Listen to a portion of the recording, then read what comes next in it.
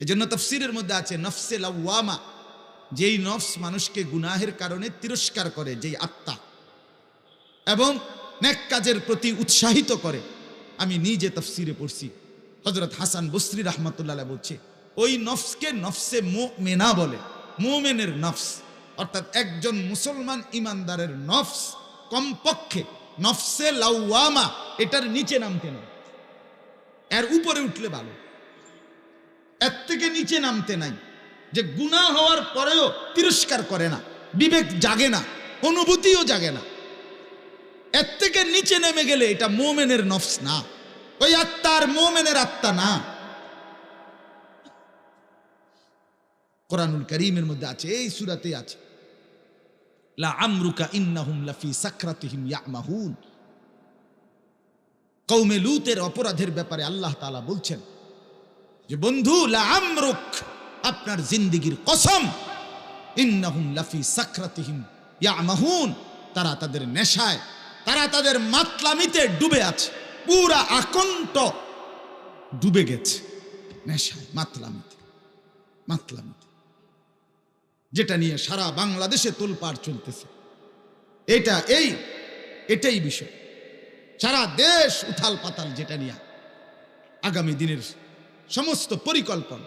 রাজনীতির রং না, এটা কোনো মার্কার রং না, রাজনীতির হিসাবও না, কিন্তু প্রজন্ম বাঁচানো, প্রতিটা ঘরের ছেলে মেয়ে এটা রাজনীতির সন্তান না, এটা আওয়ামী লীগের সন্তান, বিএনপির সন্তান না, এটা জাতীয় পার্টির সন্তান না, এটা নৌকা মার্কা, ধানের শীষ মার্কা, নাঙ্গল মার্কা, অমুক মার্কার সন্তান না, এটা আমার সন্তান, আপনার সন্তান।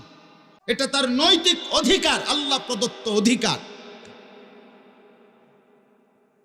এটা যদি ভুলে যায় জাতি, প্রজন্মের মাধ্যমিক লেভেল পর্যন্ত আমার প্রজন্মের 12, 14, 16 বছরের ছেলে মেয়েরা যদি তাদের ভিতরের হায়া, লজ্জা এটা যদি ভুলে যায়, তাহলে আগামী দিনে ক্ষতি হবে, সবার ক্ষতি হবে। বাপ, এটাকে রাজনীতির রঙে দেখলে হবে না, এটাকে ইনসাফের রঙে দেখতে হবে। এটা আমার প্রজন্ম, এটা আমার জেনারেশন, এটা আগামী প্রজন্ম। এই জন্য যেটা নিয়ে ট্রান্সজেন্ডার সহ যেটা নিয়ে নতুন করে ব্যাপক সমালোচনা হচ্ছে, এটা অবশ্যই রাষ্ট্রের সর্বোচ্চ কর্ণধার ব্যক্তিরা সহ এই সমাজের প্রত্যেকটা ব্যক্তি, রাজনৈতিক ব্যক্তিত্ব হোক, সামাজিকভাবে আপনারা যারা সামাজিকভাবে মানুষের কল্যাণে, সুখে দুঃখে কাজ করেন, আপনাদের উচিত এটা নিয়ে ভেবে দেখা যে বিষয়টা কি বলতে চাচ্ছে মোল্লারা, হুজুররা কি বলতে চাইতেছে। ছেলে মেয়ের বিভাজন, লজ্জা, পর্দা, সম্ভ্রম এটা যদি উঠে যায় মুশকিল হবে। প্রযুক্তির আধুনিকতা আর নৈতিকতার ব্যর্থতা, চরিত্রের অধপতন, এটা কিন্তু ওই প্রযুক্তির আধুনিকতা দিয়ে থামানো যাবে না।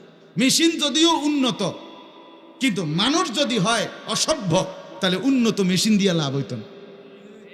কথা বোঝেন নাই আপনি? মেশিন তো অত্যাধুনিক, কিন্তু মানুষের দিল যদি হয় অশুদ্ধ, অপবিত্র, দুশ্চরিত্র, তাহলে অত্যাধুনিক মেশিন দিয়া হবে না। সিসিটিভি যদি বন্ধ থাকে, ওটা যদি বন্ধ করে দেয়, সিসিটিভির গ্লাস যদি ভাঙ্গা দেয়, আপনি আমার কথা বুঝছেন না, কারেন্ট বিদ্যুৎ যদি না থাকে, তাহলে কথার কথা বুঝাইলাম। তাইলে মানুষের হাতেই যত আধুনিক প্রযুক্তি হোক, সেটা পরিচালনা তো করছে মানুষের হাত, ঠিক কিনা বল? তো সেই মানুষের হাত, সেই মানুষের দিল, মানুষের চিন্তা চেতনা যদি অশুদ্ধ হয়, তাইলে আগামী প্রজন্ম ক্ষতিগ্রস্ত হবে। আমরা এটা নিয়ে খুব বেশি চিন্তিত, খুব বেশি পেরেশান। নতুন করে একটি জাতি এই বাংলাদেশে ইউরোপীয় সভ্যতার নামে প্রতিষ্ঠিত করতে চাচ্ছে, সেটা হলো এই ট্রান্সজেন্ডার। একদিকে হলো ছেলে, একদিকে হলো মেয়ে। এই সমাজে আরেকটা শ্রেণী ছিল তৃতীয় লিঙ্গ, থার্ড জেন্ডার, হিজড়া। এরা জন্মগতভাবে সৃষ্টিকর্তা প্রদত্ত, তাদের শারীরিক ত্রুটি, কিন্তু সম্পূর্ণ সুস্থ, সাধারণ, সবল মানুষ। পুরুষ যদি বলে আমার মন বলে আমি মেয়ে, মেয়ে যদি বলে আমার মন বলে আমি ছেলে, তাহলে তাকে মেয়ে বলতে হবে বা ছেলে বলতে হবে। ছেলের শরীরের গঠন বলতে হবে মেয়ে, মেয়ের শরীরের গঠন, তাকে ছেলতে হবে, বলতে হবে ছেলে। আপনারা বলবেন যে এটা না, এমনে না, কিও কয়, কিতেও কয়, এরুমও বুঝি কথা। আপনারা রংটা চান না, শুন, রংটা চান। আমারও প্রথম যেদিন কইছিল যে হুজুর সৌদি আরবতে কথা কয়, এন থেকে মোবাইলে আবার ছবি দেখা যায়, আমি ধরবে খুব পাগলামি কথার বাত নাই। আমি এটা বুঝছি না প্রথম, কিন্তু এখন কি এটা সহজ বিষয় না? কথা বলেন, ইমোতে কথা বলার যে ছবি দেখে বাচ্চা, এটা কোলের বাচ্চাও তো এটা বোঝে এখন। এটা সহজ হয়ে গেছে কিনা এখন?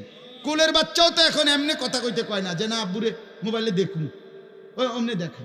এটা এখন তো সহজ, কিন্তু প্রথম আমি যখন শুনছি তখন তো আমার কাছে এটা বিস্ময়কর মনে হয়েছে। আরে কি বলে! আল্লাহ আমাদেরকে বুঝ দান করেন।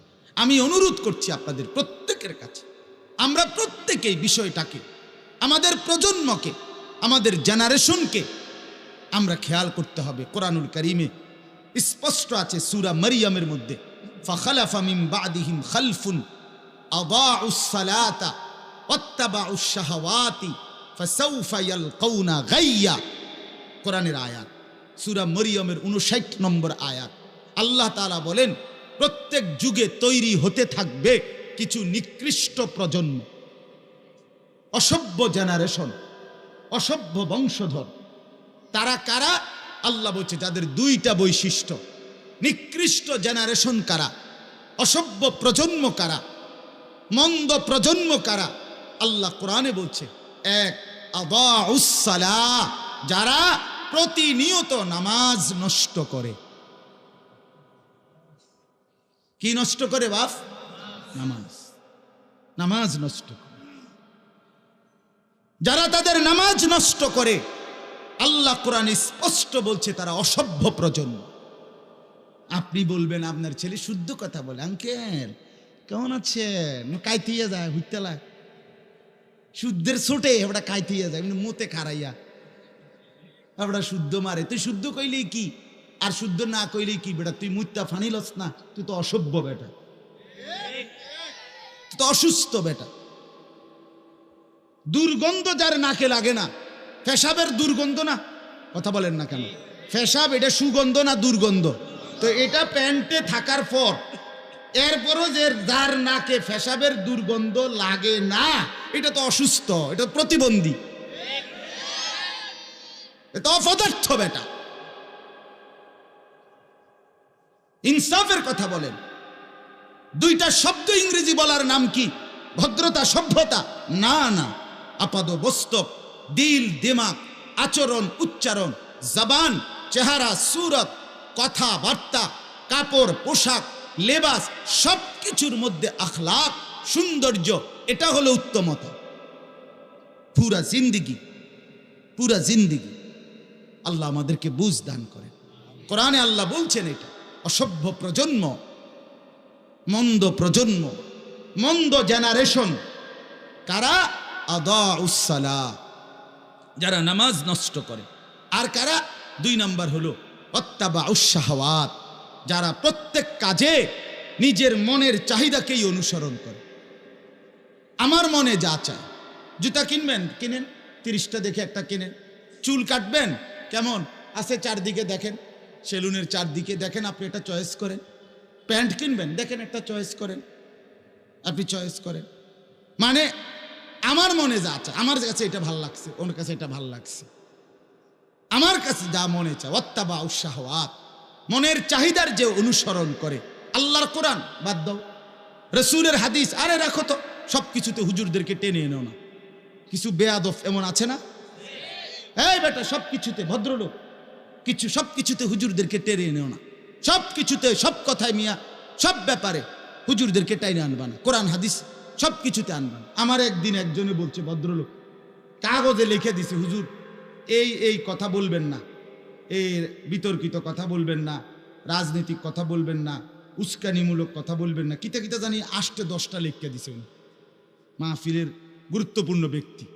পরে আমি বললাম, আঙ্কেল মনে কিছু নিয়েন না, জিডি জিডি বলা যাবে না, এটা তো বুঝছি, এডি বাদ দিয়ে ও বলছে করে কোরআন হাদিসের কথা বলবেন, এটা বলছে আমারে। পরে আমি বললাম, আঙ্কেল মনে কিছু না নিয়া এগুলো বাদ দিয়া কোরআন হাদিসের কথাটা কি ধরনের হইতে পারে, এটার স্যাম্পল হিসাবে আপনি কদ্দুর 10টা মিনিট কদ্দুর কইয়া দেন, এরপর আমি ব্যাখ্যা করুন। এটা আমি তো বুঝতেছি না, আমি তো সবই তো বাদ দিয়ে লাইছেন, আমনে ইডি বাদ দিয়ে কুন্ডিরে কয় কোরআন হাদিসের কথা, আমি বিষয়টা বুঝতে দেখতেছি না। আমনি ভদ্রলোক যেহেতু আপনি কুদুর আঙ্কেল কন, তো আমরা কি আর এগুলো পড়ছি? আপনি কি কইলেন? এটা তো স্ববিরোধী কথা কইলেন। আপনি নিজেই জানেন না কি কইবেন, আপনি আবার কোন এটা কইতে পারতাম না, তো এটা স্ববিরোধী কথা হইলো না? এটা মূর্খতা না? আল্লাহ আমাদেরকে বুঝ দান করে। ওয়াত্তাবাউশ শাহওয়াত, আল্লাহ কোরআনে বলছে যারা মনের চাহিদার অনুসরণ করে এবং নামাজ নষ্ট করে তারা নিকৃষ্ট জেনারেশন, মন্দ জেনারেশন। ফাসাউফা ইয়ালকাউনা গাইয়া, আমি আল্লাহ অচিরেই তাদেরকে জাহান্নাম, কয়টা জানেন? 7টা। কয়টা বলেন?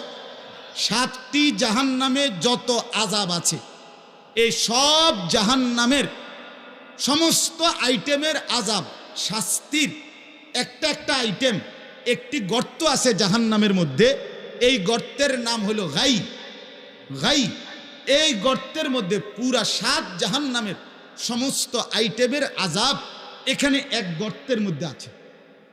হাদিস তাফসির আমি নিজে পড়ছি, রাসূলুল্লাহ সাল্লাল্লাহু আলাইহি ওয়াসাল্লাম বলেন যে জাহান্নামের বাকি অংশ, বাকি 7টা জাহান্নাম নিজে ওই গাই নামক গুহা থেকে, গর্ত থেকে আল্লাহর কাছে পানাহ চায়। এত ভয়ঙ্কর জাহান্নামের ওই গাই নামক গর্তটা, যেটার মধ্যে সবচেয়ে বেশি আযাব। খোদার কসম আল্লাহ বলে, এই মন্দ জেনারেশন হবে যারা, নিকৃষ্ট প্রজন্ম যারা হবে, নামাজ নষ্ট করে আর মনের চাহিদা মতো চলে, ফাসাউফা ইয়ালকাউনা গাইয়া, আমি অল্প সময়ের ব্যবধানে তাদেরকে জাহান্নামের সেই গাই নামক গর্তে ছুঁড়ে মারব, নিক্ষেপ করব। এটা কোরআনের সরল তর্জমা করুন, বাংলা তর্জমা বললাম। ফাসাউফা ইয়ালকাউনা গাইয়া এক অর্থ, আরেক অর্থ হলো ফাসাউফা ইয়ালকাউনা গাইয়া আই খিলাফার রুশদ, অর্থাৎ আরেকটি তাফসীর হইল যে আল্লাহ বলেন, কথাটা খেয়াল করেন যুবক ভাই, আপনারাও ভাবেন, আল্লাহ পরিষ্কার বলছে যারা নিকৃষ্ট প্রজন্ম, তারা যারা নামাজ নষ্ট করে, মনের চাহিদা মতো চলে, এই 2 বদভ্যাস যার, নামাজ পড়ে না এবং মনের ইচ্ছা মতো চলে, আল্লাহ বলে ফাসাউফা ইয়ালকাউনা গাইয়া, পরবর্তীতে সে সব কাজেই, তার সব কিছুর মধ্যে সে দেখতে পাবে উল্টোটা, অর্থাৎ কোরআন সুন্নাহর বিপরীত, এটাই তার কাছে পছন্দ হবে। কারণ নামাজ যেহেতু পড়ে না, মনের ইচ্ছা মতো যেহেতু চলে, তখন কোরআন সুন্নাহর একটি কথাও তার বুঝেও ধরবে না, মাথা তো ধরবে, সে উল্টাটাই তখন ভালো লাগবে তার কাছে। কোরআন সুন্নাহর কোনোটাই তার আর বুঝে ধরবে, সবটাই তার কাছে কঠিন মনে হয়। এটা আরেকটা অর্থ। আল্লাহ আমাদেরকে বুঝ দান করে। আমি অনুরোধ করছি, প্রজন্মকে বাঁচান। বাবাদের কাছে অনুরোধ করছি, আপনারা আপনাদের মাধ্যমিক লেভেল পর্যন্ত সবাইকে মাদ্রাসায় পড়াইবার কথা, একসাথে সারা দেশের সমস্ত স্কুল কলেজ ইউনিভার্সিটি বন্ধ করে দেন। কসম খোদার, আমরা এটা বলি না, আমরা বলি পড়ুক বাচ্চা, সে একবারে পড়তে পড়তে চাঁদের দেশে যাক নিয়ে, আল্লাহকে বাদ দিবে কেন? আখেরাতকে বাদ দিবে কেন? 18